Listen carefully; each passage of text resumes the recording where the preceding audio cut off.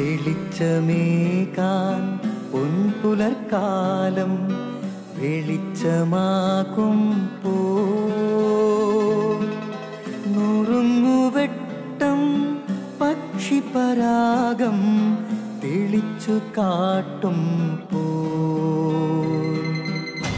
വരുന്നു ദൈവം മനസ്സിനുള്ളിൽ തിളക്കമേകിടാൻ തരുന്നു ധ്യാന പ്രകാശമാർക്കും വിളക്ക് വയ്ക്കുമ്പോൾ നുറുങ്ങുവെട്ടം ഇറങ്ങിടട്ടെ ഹൃദന്തമെല്ലാം യുഗപ്രകാശത്താൽ മറഞ്ഞിടട്ടെ മനാന്ധകാരം യുഗപ്രസാദത്താൽ നുറുങ്ങുവെട്ടം.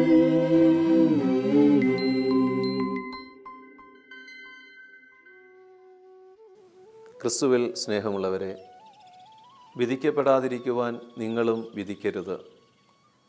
പലപ്പോഴും മറ്റുള്ളവരുടെ കുറവുകൾ കാണുമ്പോൾ നമ്മൾ മറ്റുള്ളവരെ വിധിക്കുവാനാണ് പരിശ്രമിക്കുന്നത്. എന്നാൽ കുറവുകൾ, കുറ്റങ്ങൾ കാണുമ്പോൾ നമ്മളിലേക്ക് തിരിഞ്ഞ് എന്നിലെ കുറവ് ഏതാണ് എന്ന് കണ്ടെത്തുവാൻ പരിശ്രമിച്ചാൽ ആരെയും വിധിക്കാതെ നമുക്ക് മുന്നോട്ട് നീങ്ങാൻ പറ്റും. സുവിശേഷത്തിൽ മനോഹരമായൊരു സംഭവം നമ്മൾ കാണുന്നില്ലേ?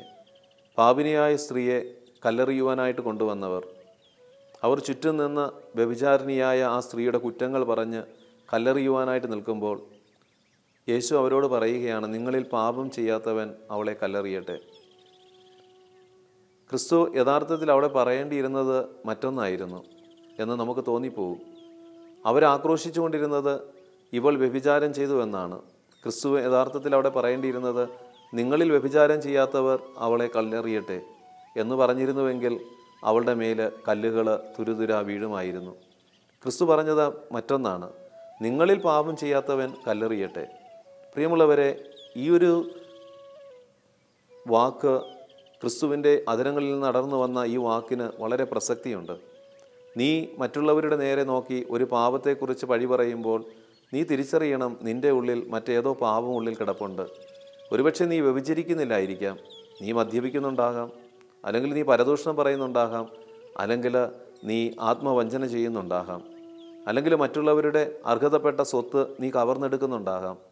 എന്നാൽ നീ പറയുന്നു, ഞാൻ വ്യഭിചരിക്കുന്നില്ലല്ലോ എന്ന് പറഞ്ഞ് വ്യഭിചരിക്കുന്നവരെ നോക്കി നീ ആക്രോശിക്കുമ്പോൾ ഓർത്തുകൊള്ളണമേ ക്രിസ്തുവിൻ്റെ ഈ വാക്കുകൾ, പാപം ചെയ്യാത്തവൻ കല്ലെറിയട്ടെ. ഈ ഒരു ചിന്ത നമ്മുടെ ഉള്ളിലുണ്ടെങ്കിൽ നമുക്ക് ആരെയും വിധിക്കാനായിട്ട് തോന്നുകയില്ല, കുറ്റപ്പെടുത്താനായിട്ട് തോന്നുകയില്ല. മറ്റുള്ളവരുടെ കുറവുകൾ, കുറ്റങ്ങൾ നമ്മൾ കാണുമ്പോൾ നാം അറിയാതെ നമ്മുടെ കുറവ് തിരിച്ചറിയുവാൻ തക്കവിധം നമ്മുടെ ഉൾക്കണ്ണ് തുറക്കും. അവിടെ വിധി പ്രസ്താവിക്കുന്നതിനേക്കാളുപരി നമുക്ക് ആരെയും കല്ലെറിയാതെ അവരെ ജീവനിലേക്ക് വഴി നടത്താനായിട്ട് സാധിക്കും. നമുക്ക് ഈ കാലഘട്ടത്തിൽ വിധിക്കപ്പെടാതിരിക്കുവാൻ നമുക്ക് ആരുടെ മേലും വിധി പ്രസ്താവിക്കാതിരിക്കാം. മറ്റുള്ളവരുടെ കുറവുകൾ കാണുമ്പോൾ ഉള്ളിലെ കുറവ് ദൈവമേ കണ്ടെത്തുവാൻ സഹായിക്കണമേ എന്ന് പ്രാർത്ഥിക്കുന്നവരാകാം.